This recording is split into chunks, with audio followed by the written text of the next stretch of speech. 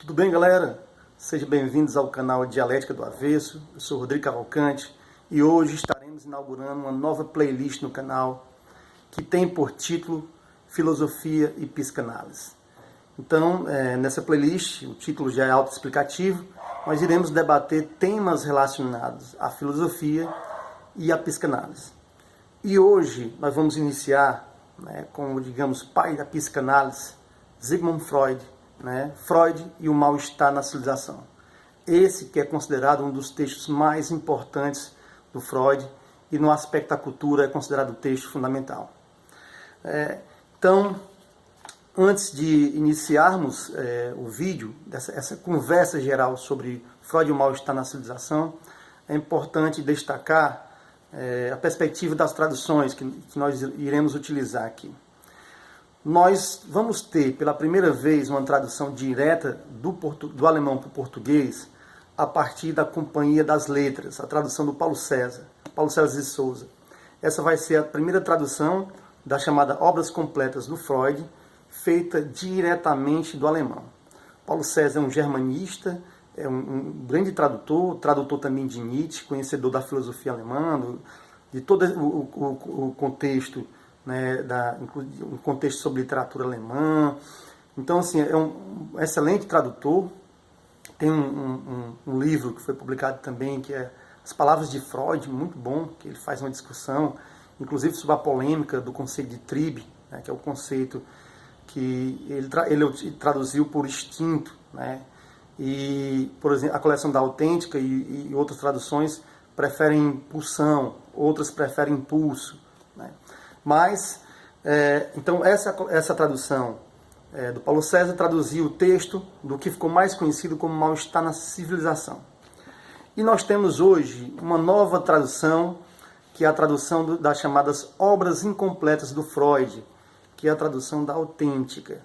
Essa tradução da Autêntica, ela tem a coordenação dessa coleção pelo Gil Ciannini e a coordenação da tradução do Pedro Eliodoro Tavares. Então é uma coleção que propõe questionar essa concepção de obras completas e reúne os textos a partir de temas. Então é uma coleção temática. Esse número aqui é um número que é Cultura, Sociedade e Religião.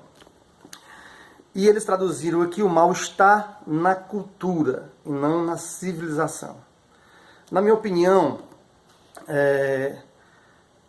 mal-estar na civilização ou mal-estar na cultura, na minha opinião, não vai ser fundamental essa diferença para você compreender a perspectiva do texto do Freud. Tanto é que o Freud ele vai explicar no texto várias vezes o que é cultura, o que é civilização. Se quem utilizou cultura vai ser cultura, quem utilizou civilização vai ser civilização. É como se nós tivéssemos aqui duas traduções, onde uma tradução ela tivesse um foco maior na língua-alvo, a língua de chegada, no caso o português, e uma outra tradução, a tradução da Autêntica, que tivesse mais um foco numa língua de origem, está mais próximo ali do conceito no alemão. Mas, como eu falei, é possível compreender o cerne do texto do Freud lendo qualquer uma das traduções. Eu vou me basear centralmente nesse vídeo a partir da tradução da Autêntica, porque foi a tradução que eu fiz a releitura agora. E tem um detalhe a mais, porque essa coleção, como é uma coleção temática, elas trazem também textos de apresentação, textos de pós-fácil. Então, no caso dessa coleção aqui, dessa tradução, eles trazem um texto de apresentação do Gil Ciannini e do Pedro Eliodoro, muito bom o texto, fazendo um panorama geral de como ler o mal-estar na civilização, e traz um pós-fácil do Vladimir Safatli, que é uma modificação do texto que está no Circuito dos Afetos, uma ligeira modificação do texto dele que está no Circuito dos Afetos. Mas beleza, então vamos lá.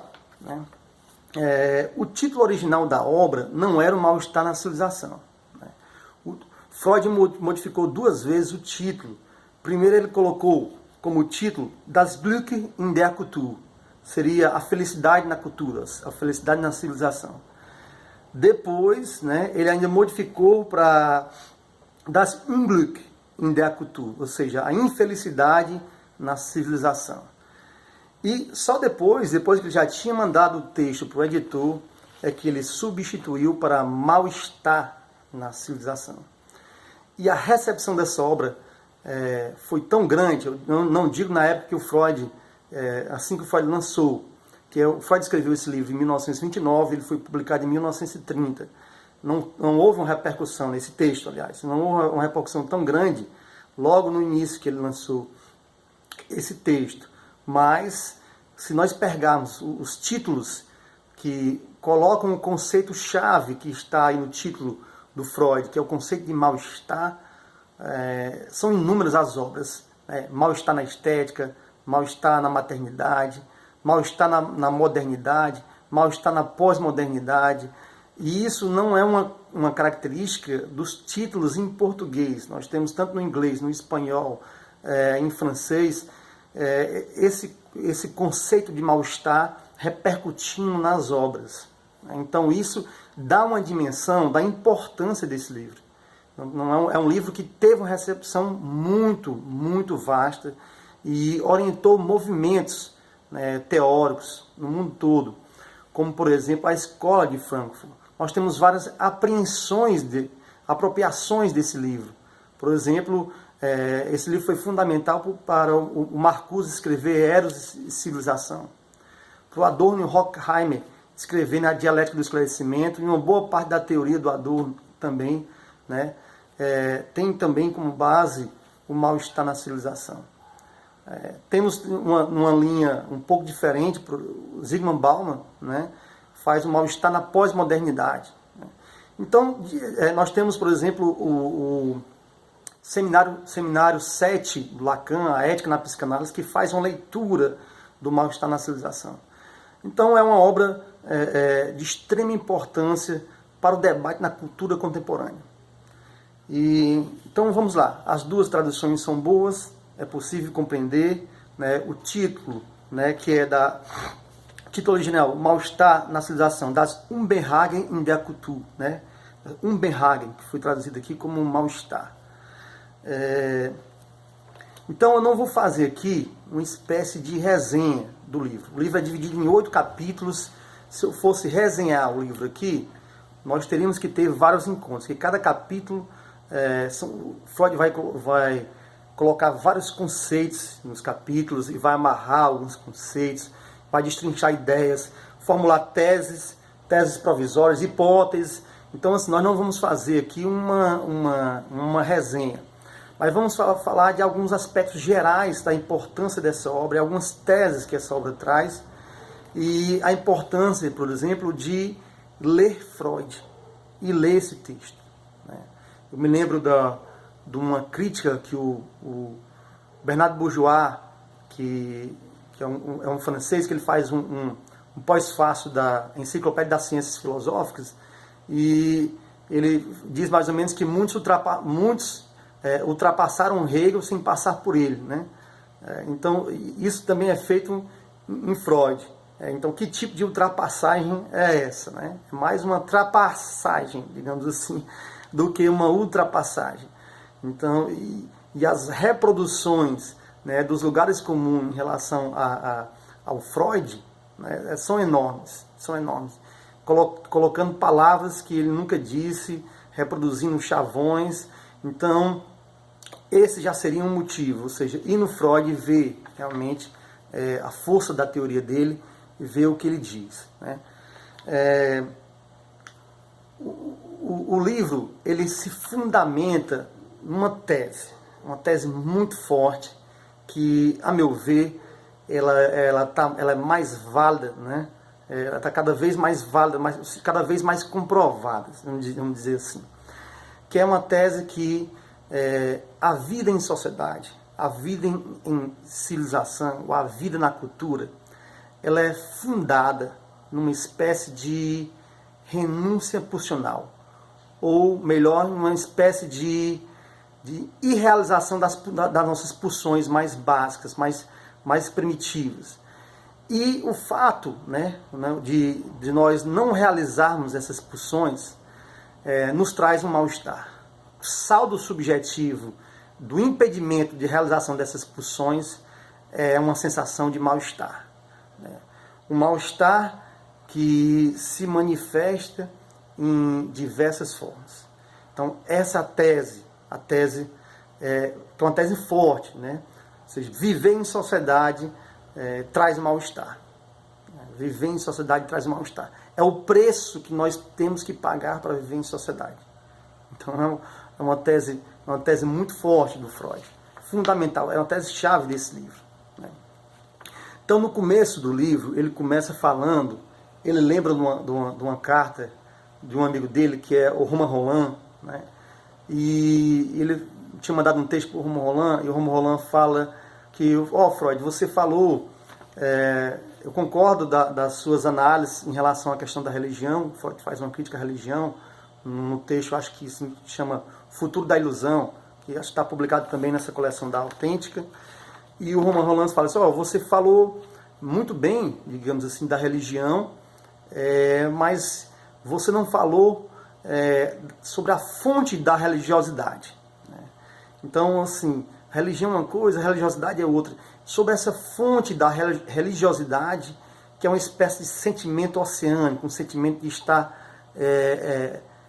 um sentimento de eternidade, um sentimento que faz com que eu tenha, digamos assim, uma crença subjetiva, não uma fé, mas uma crença subjetiva, que essa crença subjetiva é incorporada pelas religiões. Romain Rolland chama atenção para o Freud, e o Freud diz, esse problema que você levantou não é um problema menor, é um problema muito complexo, né?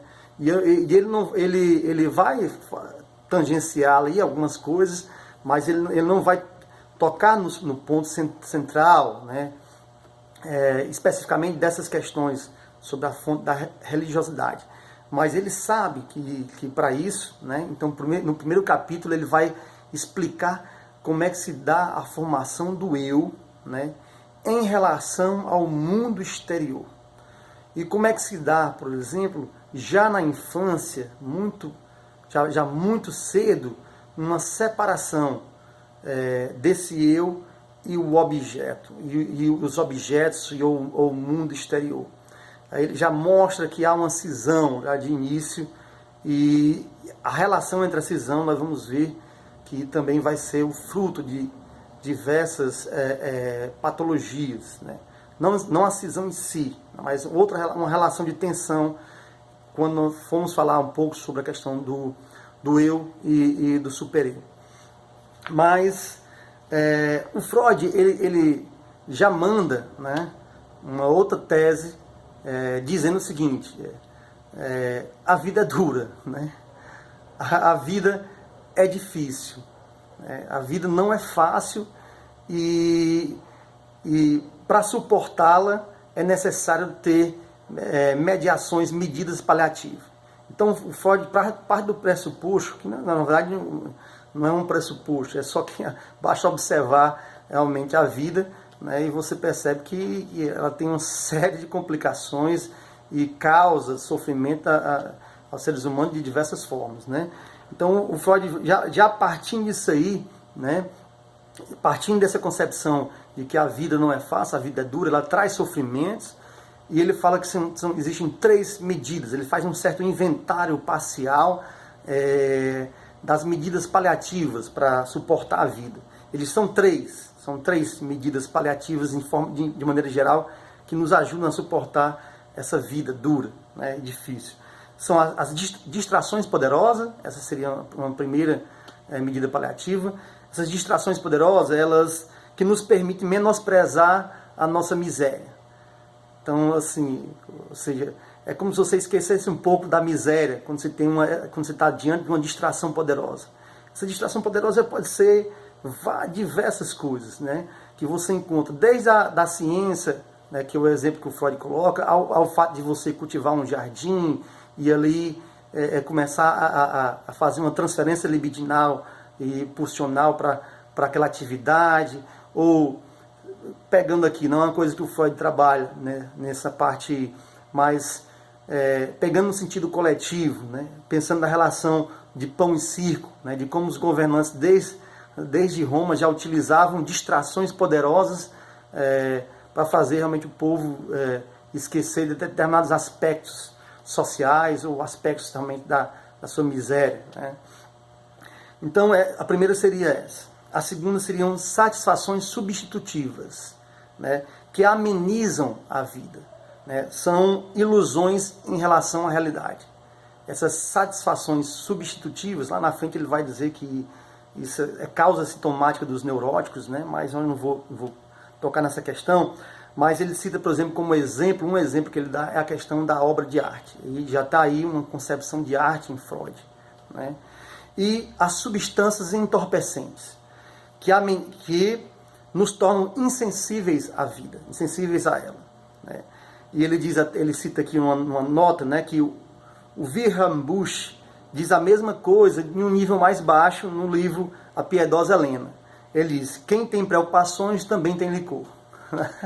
Então, assim, essas aí são 3 medidas paliativas, de modo geral, que o Freud inventaria para mostrar que como o ser humano utiliza essas mediações para suportar a vida, né? Porque a vida não é fácil. Aí, se a vida não é fácil, né, e é difícil e tem essas medidas paliativas, o Freud já em seguida começa a debater. Isso é uma coisa que eu acho muito boa no Freud. Ele não foge de debater temas complexos. Ele não foge, ele encara, e se ele realmente não tiver como responder, ele mostra os limites dele, mostra que se trata de uma hipótese provisória, mostra que o que ele pode fazer é até aqui, mostra inclusive que não há dados ainda que comprove isso aqui é uma intuição. Então ele deixa bem claro, mas ele não foge de enfrentar os problemas, né? Problemas complexos. Ele vai debater a felicidade, né? Ele vai debater a felicidade, né? E ele chega, eu estou aqui resumindo, né? Ele chega numa conclusão, né, que a sociedade só é possível enquanto fenômeno episódico, um tipo de felicidade moderada. Aí ele usa uma tese de apoio que ele diz: nós somos dotados de dispositivos tais que só podemos gozar intensamente o que é contraste, e só podemos gozar muito pouco o estado, né? Aí ele cita, ou seja, ele diz que o nosso próprio gozo, né, o nosso estado de felicidade, ele é sempre temporário, né, e os nossos dispositivos, né, que captam e que permitem o nosso acesso à sensibilidade, a ter essa sensação de prazer, de gozo e de bem-estar e de felicidade, né, ela é perceptível sempre através do contraste. E ele cita uma nota do Goethe, uma nota maravilhosa, que o Goethe diz: nada é mais insuportável do que uma série de dias belos. É claro que o Goethe está exagerando, mas é um exagero muito, muito inteligente para explicar que a própria monotonia, mesmo que as coisas estejam indo bem, também traz uma certa infelicidade, né, digamos assim. Então, ele é uma tese forte, né? Assim, nós não podemos ter uma felicidade plena. Então, o princípio do prazer, onde nós somos orientados para ser feliz e tudo mais, a nossa meta é absolutamente irrealizável, né? Enquanto uma felicidade plena, acabada e tal, não é isso, não tem. Aí ele vai debater como é que a sabedoria, olha só, ele não chama só a filosofia, ele chama a sabedoria. Então ele pega desde religiões antigas, religiões inclusive orientais, e não só religiões, mas outras formas de saber, por exemplo, como a yoga. Ele vai mostrar como é que essas sabedorias antigas tentaram resolver o problema da felicidade. Tentaram dar uma solução ao problema da felicidade, né? E aí ele vai trabalhando de um por uma, de forma rápida, mas ele vai trabalhando essas perspectivas das felicidades, né? E todas essas perspectivas de felicidade, de uma forma geral, elas se fundam num domínio pulsional, de dominar as nossas pulsões. Aí nós temos ou dominar as nossas pulsões, ou de liberar essas pulsões ao excesso, ou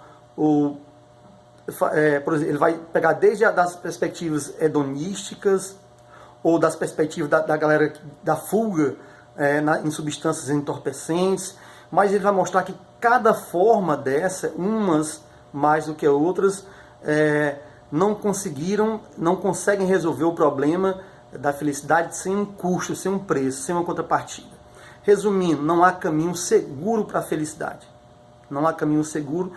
E a felicidade, né, tem que ser buscada, as soluções para a felicidade, né, tem que ser buscada de forma, inclusive, individual. Cada um tem, de uma certa forma, buscar ali, ele não usa essa palavra, mas eu colocar aqui, esse equilíbrio. Inclusive, quando eu reli, eu vi muito ali Ética Nicômaco. Ele não cita a Ética Nicômaco do Aristóteles, mas há um momento ali que eu senti mesmo que tem ali uma influência de Aristóteles aí, de entender que essa relação se dá nos singulares, né? E não em um universal abstrato, e onde eu tenho uma ideia de felicidade e essa ideia atingível. Não, né? Isso aí realmente você tem que constantemente buscar ali elementos dentro de um jogo de tensão que ali te dê, né, a felicidade, inclusive fenomênica, né? Aí ele vai listar, né, as fontes de sofrimento. Eu estou passando aqui muito rápido, né, mas é porque é o nosso primeiro diálogo aqui sobre Freud, sobre mal-estar. Dependendo de como é que vai ser a repercussão, nós podemos, inclusive vocês podem sugerir títulos, temas para os próximos vídeos, né? Então nós temos aqui, ele vai colocar as fontes do sofrimento, né? Ele vai listar 3 fontes do sofrimento. A primeira é o próprio corpo, né? Isso é interessante. Ele diz que o corpo, que destinado à decadência, à dissolução, não pode nem mesmo prescindir da dor e do medo como sinais de alarme. Então, o nosso corpo, não carece ser gênio para observar que o nosso corpo ele tende ao decaimento, né? Ele tende a perecer, né? E como os caras dizem muito isso em séries norte-americanas, né? Get old sucks, né? Envelhecer é uma droga, né? É claro que nós buscamos sublimar e substituir outros aspectos, né? Se basear numa perspectiva que nós estamos nos tornando mais sábios, né? Mas tudo isso, de uma certa forma, é um pouco de negação do decaimento do nosso corpo. O fato que nós estamos envelhecendo e que nosso corpo realmente está entrando em dissolução e que é ruim, Isso gera um mal-estar. O decaimento gera um mal-estar. Então Freud não tem medo de dizer realmente o que é verdade, né? Mas nós negamos isso constantemente, né? Desde uma perspectiva de tentar fazer cirurgias e tentar se manter o mais jovem possível, a diversas outras formas aí de tentar buscar a juventude eterna, né? Mas o outro elemento é o mundo exterior. Aí o Freud diz que pode voltar com sua raiva contra nós com suas forças implacáveis e destrutivas, né? E isso às vezes a gente sente, tem dia que nada está dando certo, é como se o mundo tivesse contra você, né? Quando está dando tudo certo, tá beleza, né? Se você é amado pelo mundo, a energia, o que você chamar que contribui para você, tá show de bola. Quando começa a dar tudo errado, aí você se sente como se tivesse sido abandonado e é como realmente as forças do universo, o cosmos, estivessem conspirando contra você, né? A natureza te mostrando, indo contra você, né? E o terceiro ponto, que é o mais importante, que são das relações com os outros seres humanos. Nessas relações com os outros seres humanos, né, é onde está a principal base, né, tanto do prazer como também do sofrimento, né? Então, assim, o corpo nos traz um tipo de sofrimento, né, o mundo exterior nos traz, mas a relação com o ser humano, o Freud diz, talvez seja essa a fonte maior do sofrimento. Porque, então, isso já mostra que a perspectiva de como o Freud entende o ser realmente social e como como a cultura, como está em civilização, está em sociedade, como ele tem uma força, como ele exerce uma força forte sobre o sujeito, sobre o eu, né? Então ele passa a definir o que ele entende por civilização ou por cultura ele fala: a palavra cultura, né, caracteriza a soma total de realizações e de dispositivos através dos quais a nossa vida se distancia da de nossos antepassados animais, e que servem a duas finalidades: a proteção do ser humano contra a natureza e a regulamentação das relações dos seres humanos entre si. A origem da cultura, né, as primeiras tentativas da origem, né, talvez estivesse na forma de regular a vida social. Ou seja, quando se tentou regular a vida social, se estabeleciam as relações de regular, de moral, de ética, de dizer só, isso aqui você pode, isso aqui não pode, isso aqui... aí está, por exemplo, o surgimento ali da vida em sociedade, da vida em cultura, da vida em civilização. E aí também está a origem de uma certa... de uma força, né, que também causa um mal-estar, né? Então, aí ele ressalta aquela tese dele, né, importante, né, o fundamento da cultura. Então ele fala, em terceiro lugar, isso na página 347 da edição da Autêntica, em terceiro lugar, finalmente, isso parece ser o mais importante, é impossível não ver em que medida a cultura é construída sobre a renúncia funcional. O quanto ela tem como pressuposto precisamente a não satisfação, repressão, recalcamento ou o que mais, de pulsões poderosas. Ou seja, a vida em sociedade ela é fundada na não realização de nossas pulsões mais essenciais, né? Nossas pulsões primitivas, né? Nossas pulsões, elas viver em sociedade significa renunciar e não realizar uma boa parte dessas pulsões. Isso causa, não pequeno, não uma coisa temporânea e efêmera, mas causa um mal-estar, digamos assim, permanente, né, enquanto se tem uma vida de sociedade. Aí ele começa a dizer assim, mas ele faz uma pergunta fundamental. Por que a civilização, ou a cultura, restringe a vida sexual? Ou, no sentido mais amplo, se opõe à sexualidade? A pulsão sexual, a pulsão as pulsões voltadas à nossa sexualidade são das pulsões fundamentais na teoria do Freud, né? Eles, por que há essa restrição da civilização, da cultura nessas pulsões sexuais, né? Aí ele começa a mostrar que existem outros tipos de pulsões, como uma pulsão da agressividade, né? E vai dizer que, de uma certa forma, essa pulsão da agressividade, ele vai resgatar uma tese, que, na verdade, uma frase de Plauto, que é um comediante romano, que fala o homem é o lobo do homem. Essa tese, essa frase é consagrada por Thomas Hobbes, e o Freud vai ressaltar, dizendo que, de uma certa forma, a nossa essência é de ser uma essência agressiva. Nós temos uma pulsão constante, que pulsão Freud define como Constantkraft, em alemão. Significa uma força constante. Então não é uma coisa passageira na gente. Não é uma coisa que está pulsionando direto. Ela está mesmo que você não esteja percebendo, enquanto você estiver vivo, essas pulsões elas estão agindo, né? Então a Constantkraft. E ele vai dizer assim,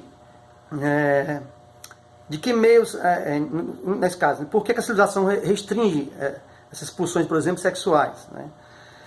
E a resposta ele dá na página 364. Só um momentinho aqui, eu vou ler e vou encerrar, porque o vídeo já está ficando longo, e eu acho que eu vou continuar em mal-estar da civilização, né? Então ele diz assim, a existência dessa inclinação para a agressão, diz que nós temos agressão como na nossa natureza, que podemos perceber em nós mesmos e com razão pressupor nos outros, é o fator que perturba a nossa relação com o próximo e obriga a cultura a arcar com seus custos. Em consequência dessa hostilidade primária dos seres humanos entre si, a sociedade de cultura está constantemente ameaçada de se desintegrar. O interesse da comunidade de trabalho não a manteria unida, paixões pulsionais são mais fortes do que interesses sensatos. A cultura precisa tudo mobilizar para colocar barreira às pulsões de agressão dos seres humanos, para suprimir as suas manifestações através de formações reativas. Daí, portanto, o recurso a métodos que devem estimular os seres humanos a identificações e a ligações amorosas, inibidas quanto à meta, daí a restrição à vida sexual, e daí também o mandamento ideal de amar o próximo como se ama a si mesmo, que realmente se justifica pelo fato de nada ser tão contrário à natureza humana originária, né? Então, vou ficar por aqui e assumo o compromisso de retomar num próximo vídeo, continuar no mal-estar da civilização. Beleza? Um abraço e até o próximo vídeo.